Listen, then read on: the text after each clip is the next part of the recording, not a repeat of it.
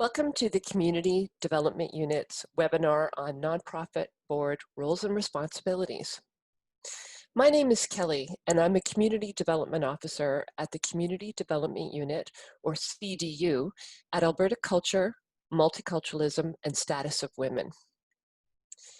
This webinar is divided into two parts.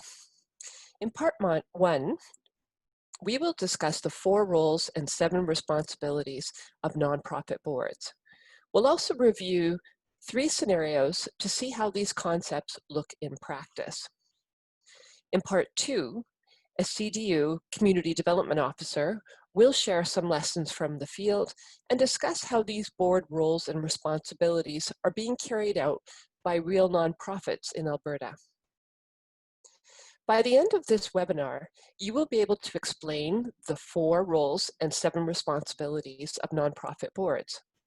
You will also be able to identify the importance of these governance obligations. The board is the governing authority of the organization. The overall role of the board is to lead the governance structure of the organization. So let's start with the 4 key roles of the board, which form an acronym, PROE. The first is P for purpose. The board's role is to set the organization's mission and vision and overall strategy, and to make changes to both as needed. For example, this includes the vision and mission statements and how the board will set strategy so the organization will achieve its purpose and goals. The R stands for resources. The board's role is to develop and conserve the organization's resources, financial resources, people resources, and property resources. The O stands for oversight. The board's role is to monitor administration and hold it accountable for performance. Administration is the senior paid staff within the nonprofit. Now that could be an executive director or a chief executive officer, or another title, depending on the nature of the organization. So it's the role of the board to select, evaluate, and so that would be the annual performance review of the executive director, for example, to support, and if necessary, to release the executive director or chief executive officer. For other nonprofits that may be smaller, and entirely run by volunteers, administration could be carried out by a board committee or by individual board members who hold specific portfolios. The board as a whole is still responsible for overseeing the administration, whoever's carrying out that administration, and monitoring it for performance. And last but not least is the E for engage. The board's role is to serve as a bridge and buffer between the organization and its environment. In this role, the board is promoting the work of the organization and building support for the nonprofit's mission and goals in the wider community. Let's move on now to the responsibilities of the board. So just like identifying the 4 key roles of the board, trying to identify the 7 key responsibilities of the board is a bit challenging because different authors, different books, and online resources will define them a bit differently. But when we looked at an academic literature review and what the nonprofit voluntary sector was writing itself, we found that the following 7 responsibilities are things that best describe what a board should know and be able to do at a high level. So the first is organizational purpose and planning. The board is responsible for defining and advancing the mission of the organization, and it's also responsible for organizational planning. And that means things like direction setting and developing strategy so that the organization can achieve its purpose and its overall goals. In terms of legal responsibilities, board members need to understand their organization's legal framework. For example, Is the organization incorporated? If yes, under which legislation or statute? And what power does that legislation or statute give to the board? And what kind of rules does it set out for the running of the organization? Now, some nonprofits are also charities, registered charities, so they would need to know the rules and regulations set out by the Canada Revenue Agency and the Income Tax Act of Canada. Alternatively, for those nonprofits that are not incorporated, board members should also be aware of what's outlined in the Memorandum of Understanding, or this is sometimes referred to as the Constitution, and understand what the terms are outlined in those documents. And lastly, board members need to be aware of their fiduciary duties. Boards also have an obligation to create an ethical culture, to practice good governance, and to set the tone within the organization. Research conducted in the United States by Truxillo, Bauer, and Erdogan has shown that having an organizational culture that emphasizes ethical behavior can cut down on misbehavior of organizations. Leaders with a moral compass set the tone when it comes to ethical dilemmas. Board members who behave in an ethical manner send a strong message to everyone within the organization. Boards have the responsibility to identify risks and to manage them through developing and monitoring of policies. They're also responsible for making sure there is a risk management plan for the organization. Boards also have responsibilities related to financial management. For example, to oversee the creation of financial statements, setting of budgets, and monitoring any kind of variances within those budgets. They're also responsible for overseeing fund development to ensure sufficient resources and the long-term sustainability of the organization. Now, demonstrated leadership and work as a team, this includes both formal and informal leadership.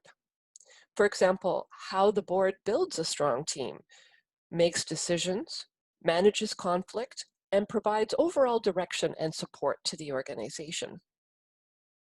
And relationship management. This includes how the board engages and works together as a whole, how it works with staff, volunteers, its membership, stakeholders, and the wider community. So that, in a nutshell, are the 4 key roles of a board and the 7 responsibilities. So now let's take a look at how these roles and responsibilities look in the next 3 scenarios. So imagine a situation where a nonprofit is experiencing significant fluctuations or instability in its revenue streams or its budget. Now, this could be for a wide variety of reasons. And I'm going to list a few possibilities, but of course there could be many others.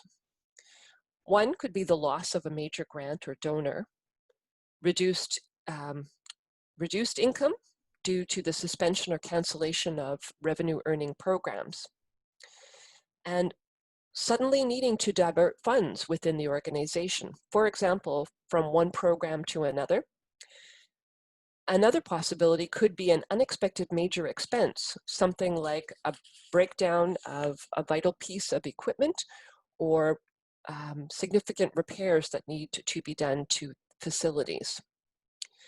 So in this situation, what are the roles and responsibilities of a board?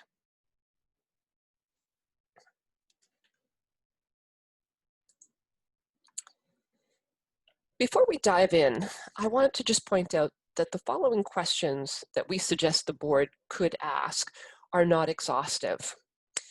There are likely many other questions that a board could be asking or exploring at this time, but we just thought we'd put up a few so that we could explore them right now. So let's start with R for resources. It's the role of the board to develop and conserve the resources of the organization, and that includes financial resources, people, and property.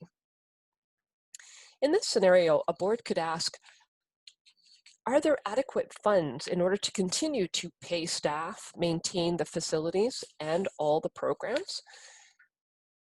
So this would be an aspect of resources and a board's financial responsibilities. The board may have to make some decisions about cutting funds to certain programs, and this might end up leading to some decisions about having to lay off staff as a result. The board can also ask questions like, how will any cuts or changes to programs affect staff, volunteers, and clients? And so this would also be invoking its managing risk and liability responsibilities. And does the board have a risk management plan? For example, could some of the cuts have an impact on client safety? These are all things that the board needs to consider. In terms of oversight, is the board providing clear direction to staff or the volunteers who are carrying out administration? Is the board monitoring the administration's performance? Has the board ensured that the organization is meeting all its legal obligations?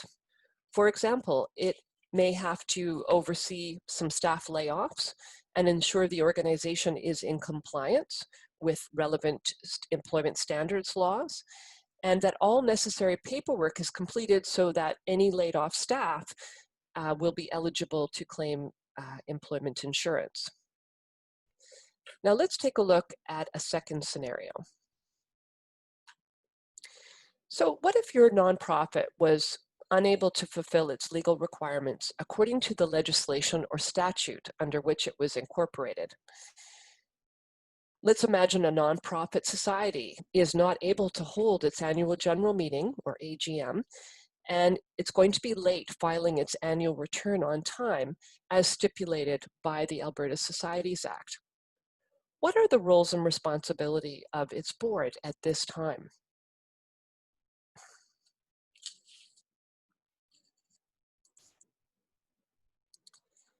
Again, I just want to point out that the following questions that we're suggesting the board could ask are not the only ones that can be asked. There are likely many others, but these are the three that we want to focus on for this webinar. So O is for oversight, and the board is responsible for ensuring that the organization meets its legal, legislated, and regulatory obligations. In this case, it's a nonprofit society, and so according to the Alberta Societies Act, it has to hold an annual general meeting and then file an annual return after that by a certain date. So this is also invoking its legal responsibilities. But what would be the risks? The board could ask this question, what are the risks of failing to meet the organization's legal requirements? And this is about managing risk and liability. Does it have a risk management plan in this case? And finally, the board will need to address the fact that they are going to be late with their legal obligations, and contact the relevant authorities, say in this case, a corporate registry, to see if there's any other options or alternative arrangements can be made.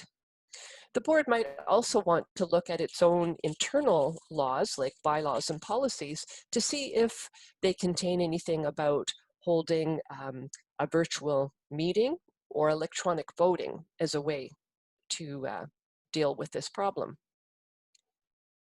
Now let's look at our third scenario.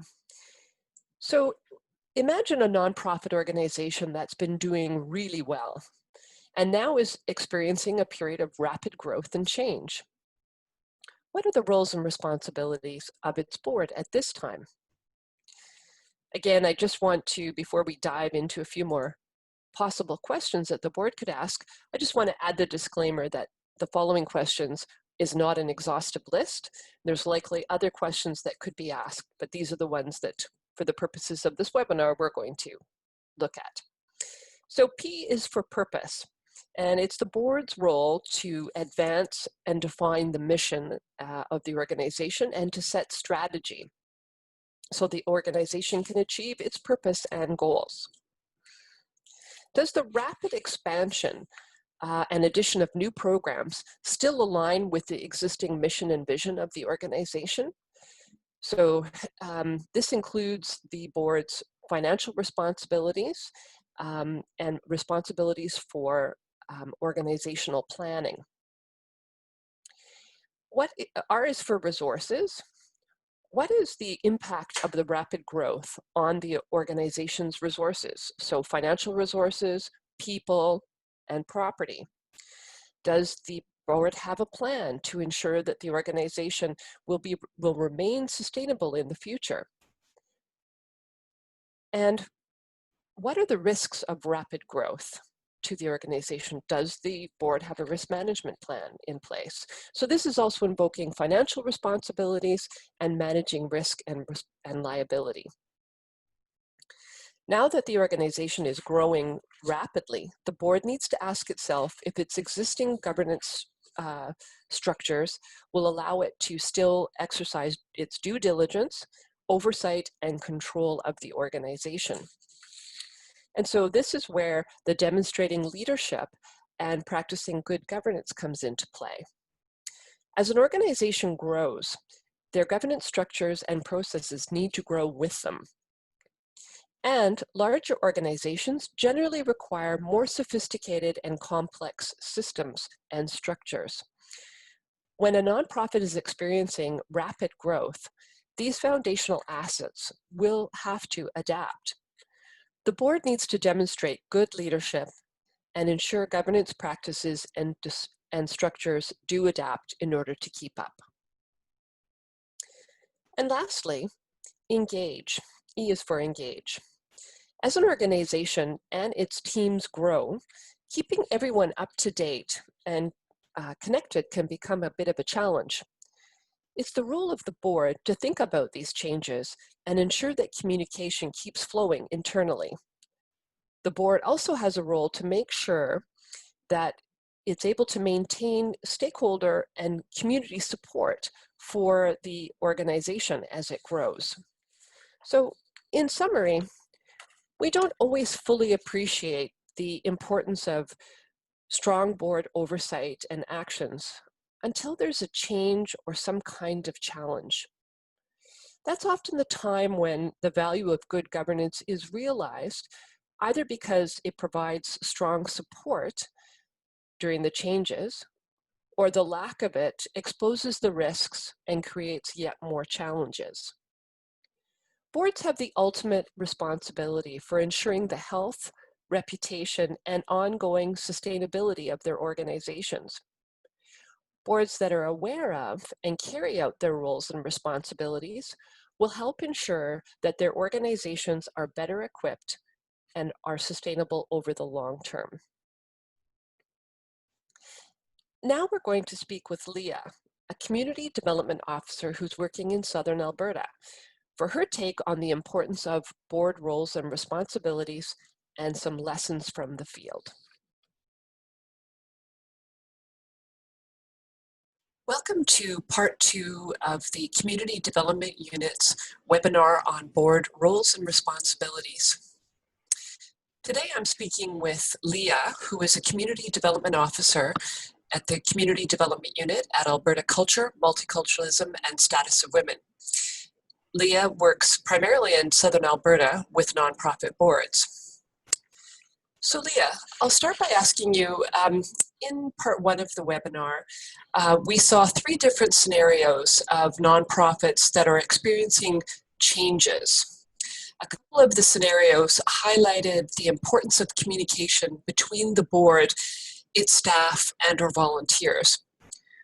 Why do you think communication from the board to others within the organization is important?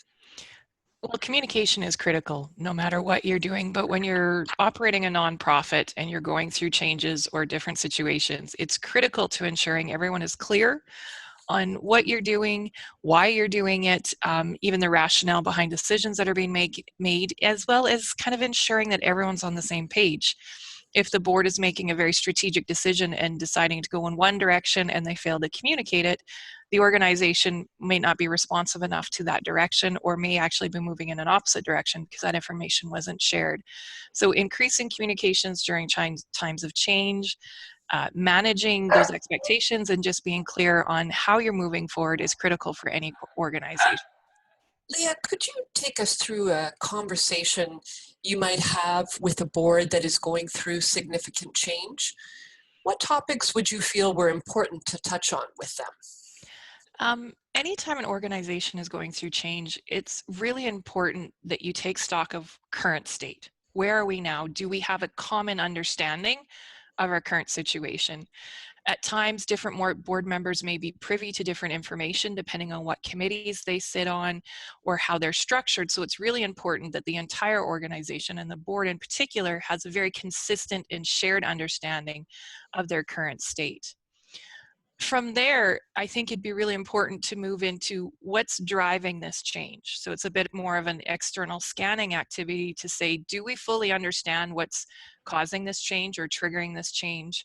And it's important not to have tunnel vision and only think about that one particular change.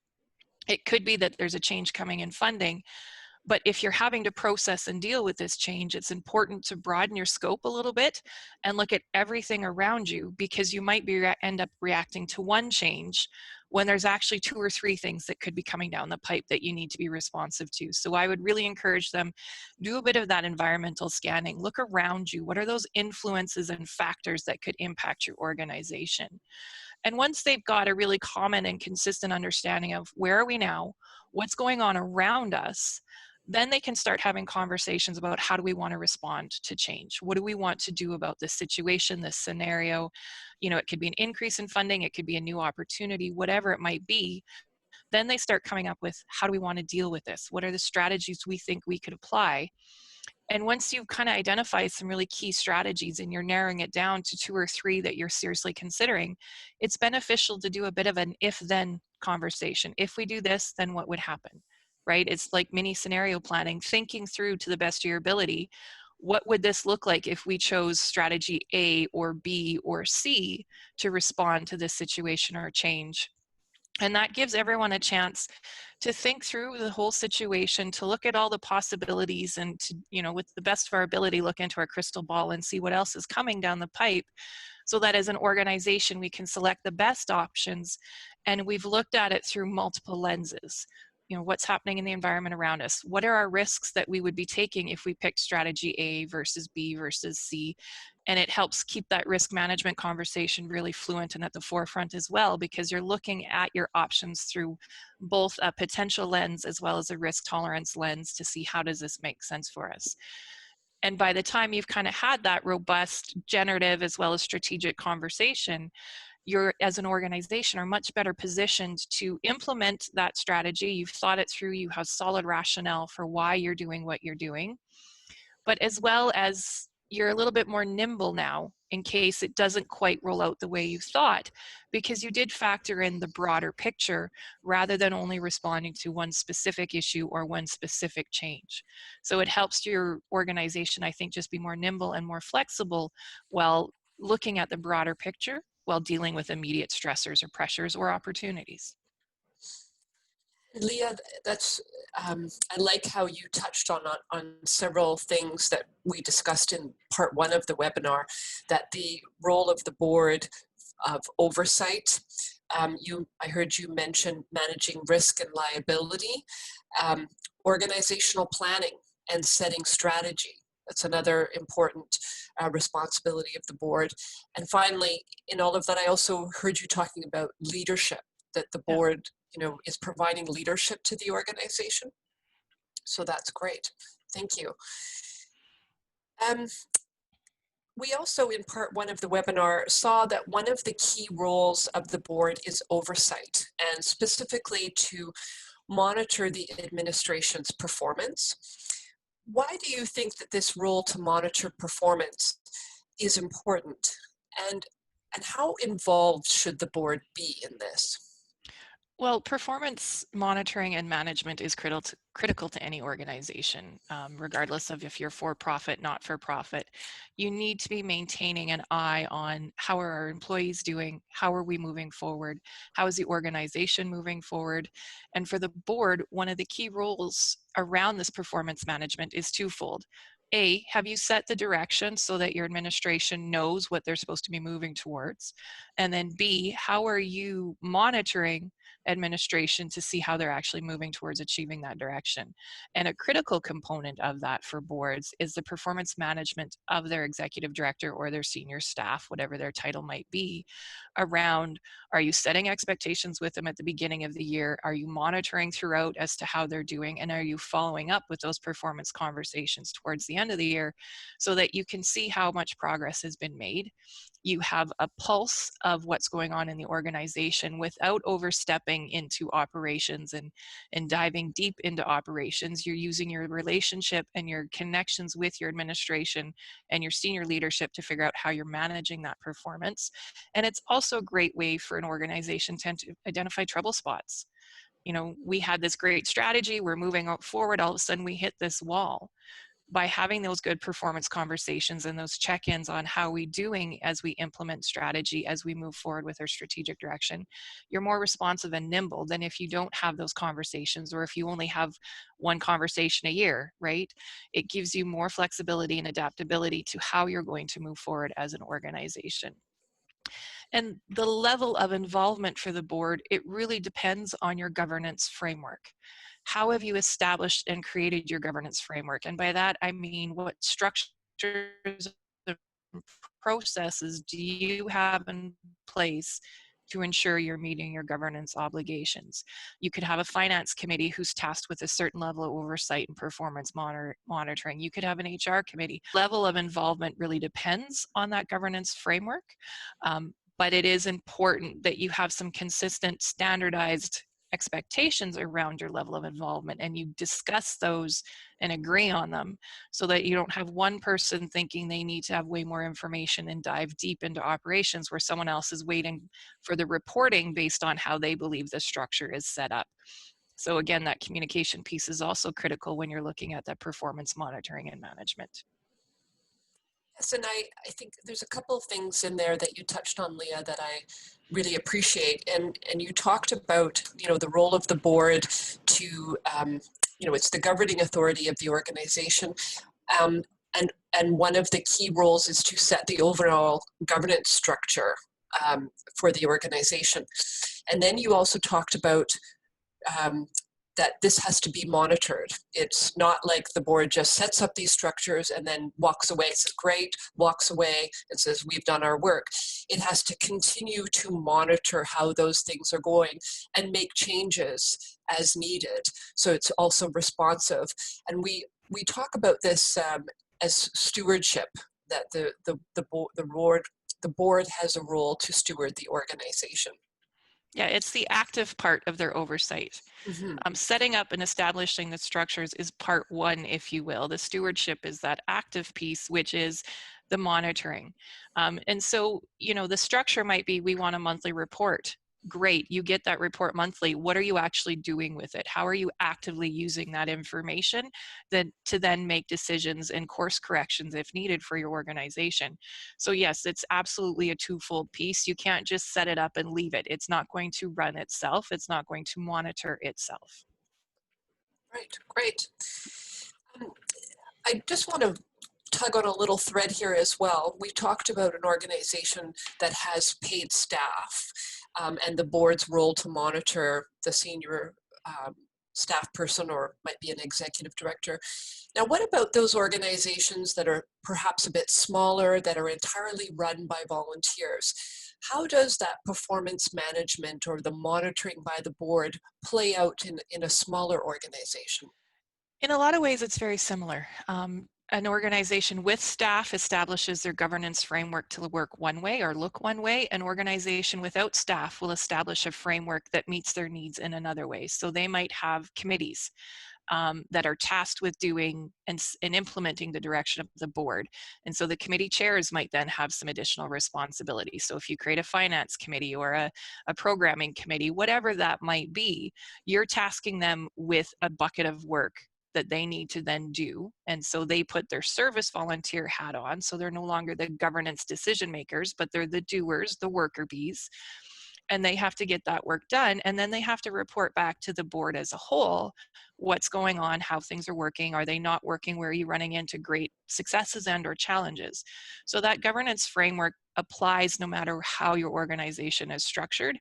And even if you don't establish committees, if you have one person on your board who's an accountant and they want to take on that finance piece, fine, you're tasking them with that work. They have to report that back for the board. If you have someone who's great at communications and PR and they are tasked with leading that work, that's great. They're doing the work as a worker bee service volunteer, and they come back to the board to report on how things are going, what's happening, where are their challenges, where do they need input from the board for key decisions. And as you establish this framework, you need to put parameters around it. You'll hear my colleagues and I talk about terms of reference and how critical they are to organizations who have committee structures, because they put that definition around what a committee or even a volunteer job description, right? It puts the parameters around what you should and should not be doing when you're doing that work of that committee or that volunteer.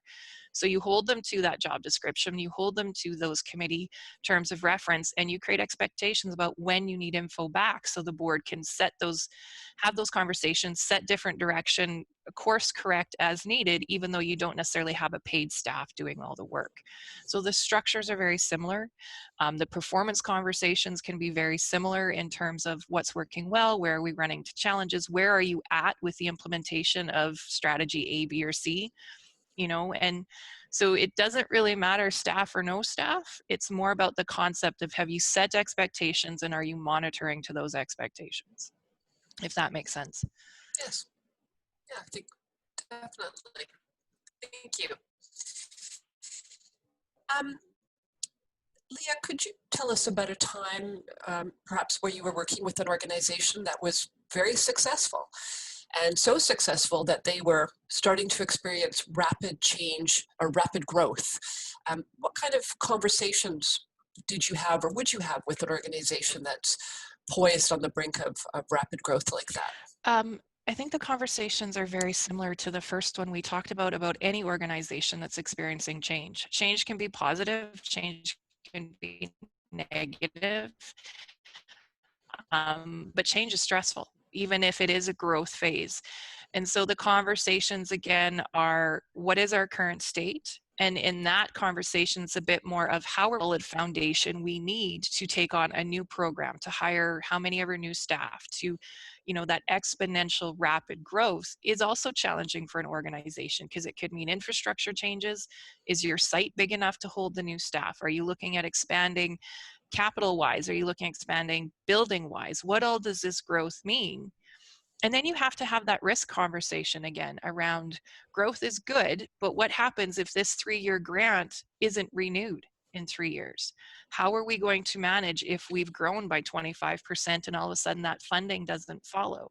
So it's again that risk, if then, a little bit of scenario thinking on, can we sustain this growth without this one piece of funding that is the initial trigger for the growth? Can we sustain being bigger and taking on a larger mortgage or larger lease payment in a new site if this or that happens? So you still look around at your environment, you look around at, where are we now, what's happening around us?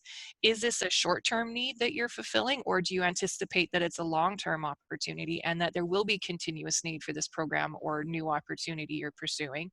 And you think further than, the next year or two, you gotta try and use your crystal ball and look 3, 4, 5, 6 years out to say, can we anticipate what this is going to look like? Is it going to continue to grow? Have to plan for that and implement it accordingly, so that anyone we hire recognizes that this is a short-term thing.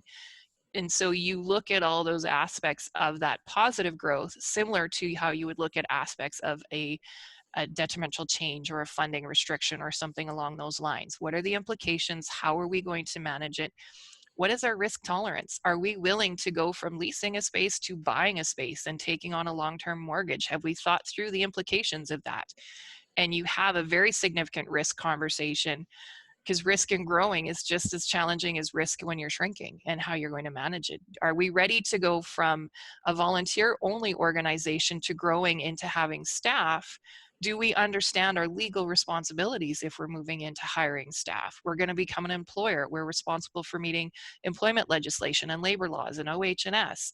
That's a significant growth. And if you have no expertise in that area, have you thought through how you're going to manage and learn that skill set so that you're growing successfully and not putting your organization at significant risks because you're not meeting your new legal requirements because you haven't thought through what all are they, right?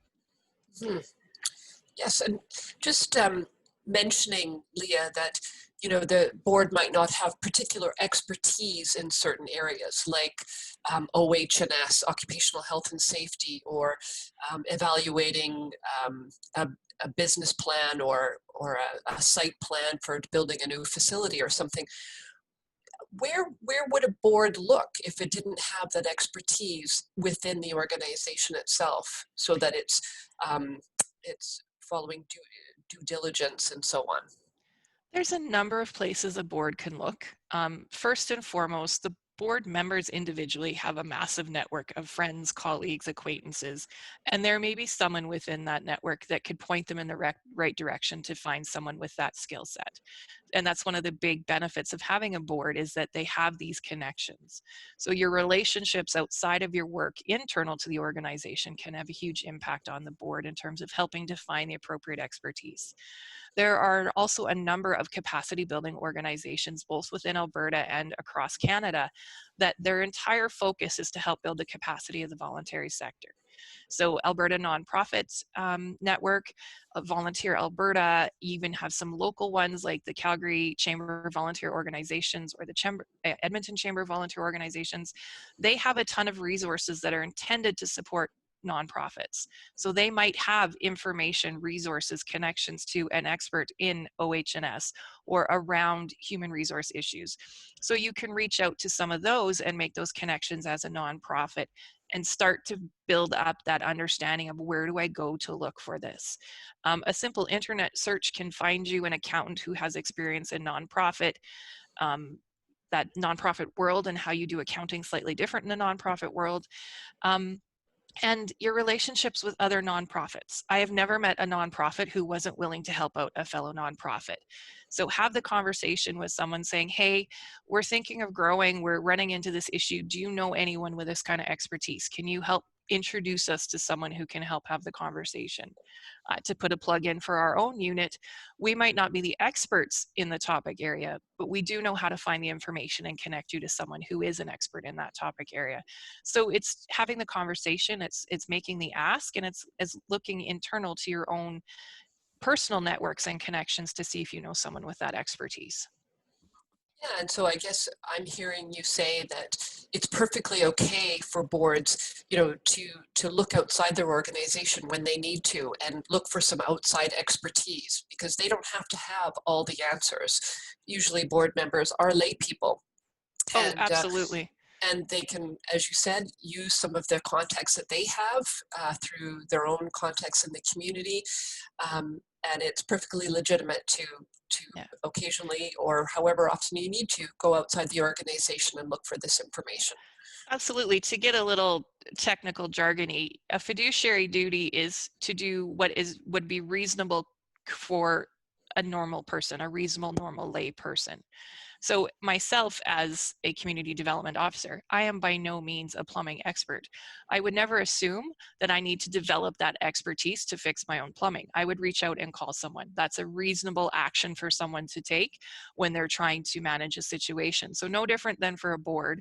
What is a reasonable step to take if we're looking at growing or expanding or doing something that's beyond our normal scope? It would be to reach out and access an expertise that can help you with that. So absolutely, organizations should feel free to reach out and ask those questions and have a conversation to see, what do we need to know to do this well. Great, thank you. One of the things that we touched on in the 4 key roles of the board is that role role to engage. So could you, Leah, share any examples of the board's role to engage with its external environment and build support for the organization in the wider community?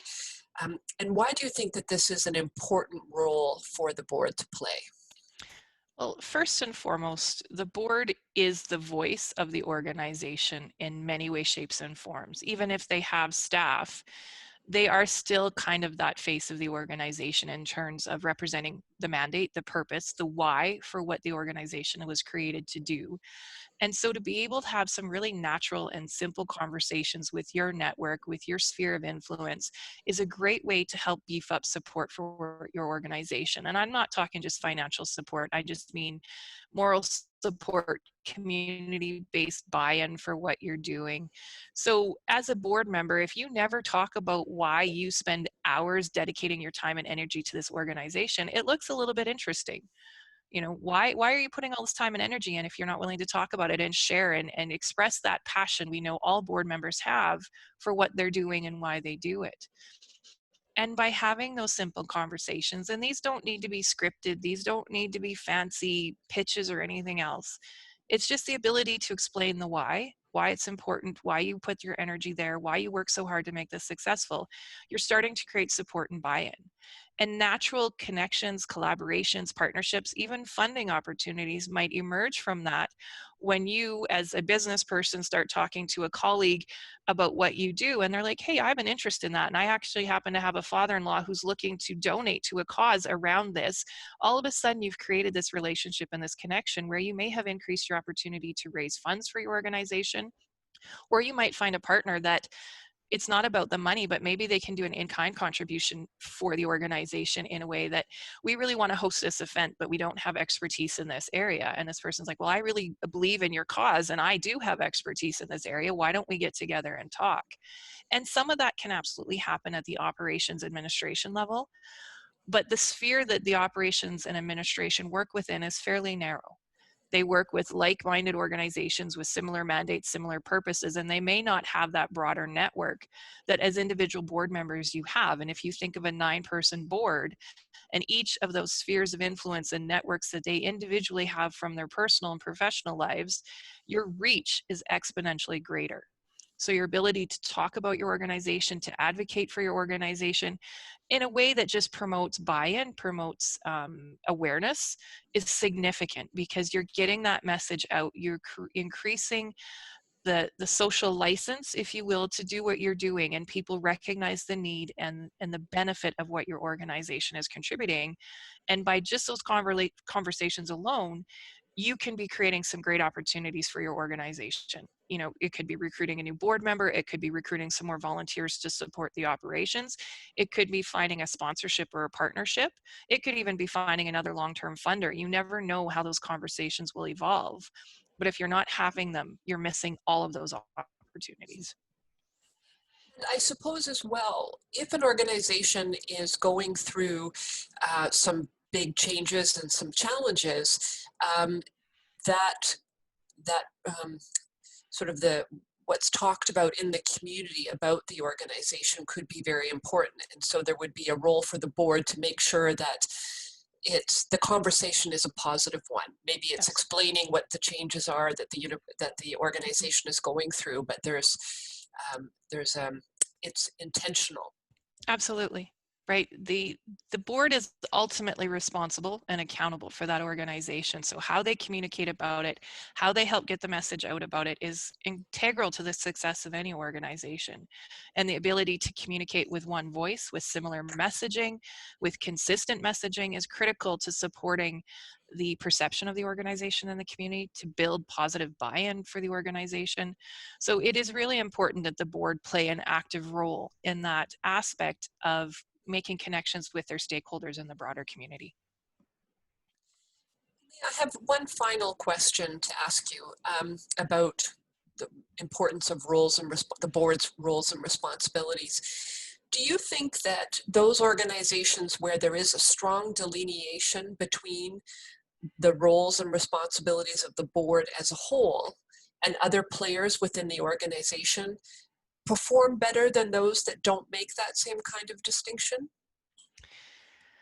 I would say yes in a generalization, but it is hard to generalize kind of performance in that the more you're clear about who's doing what and why, the more you're clear about who's setting that strategic direction and the expectations about how to achieve it, the better an organization becomes.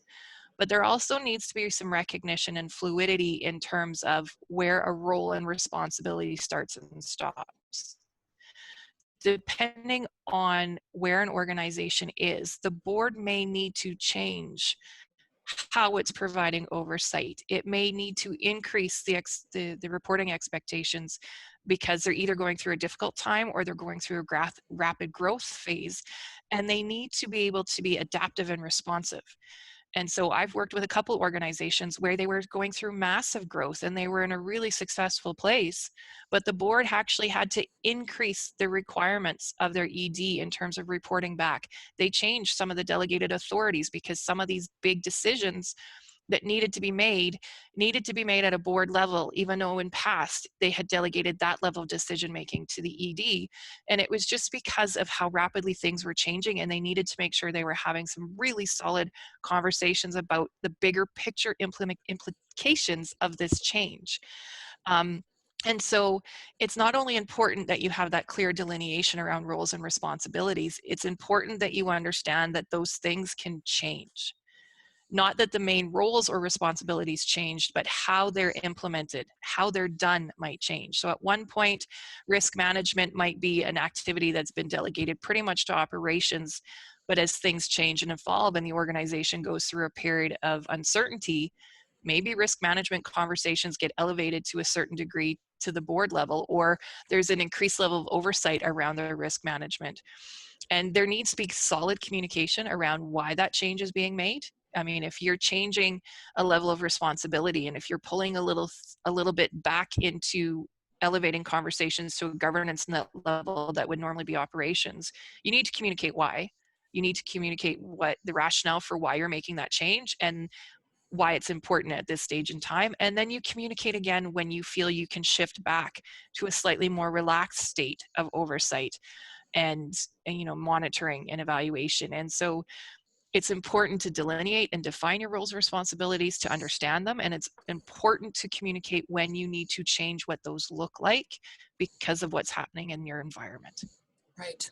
And that's definitely the role of the board to think about what structures are in place, what sort of things are going on with the organization and its environment, and to be responsive and to adapt. It's that stewardship, the constant monitoring, and making sure that the organization is capable of adapting to its new circumstances, for example, if it's going through significant growth. So Yeah. yeah, that's a great example to illustrate the importance of boards' roles and responsibilities.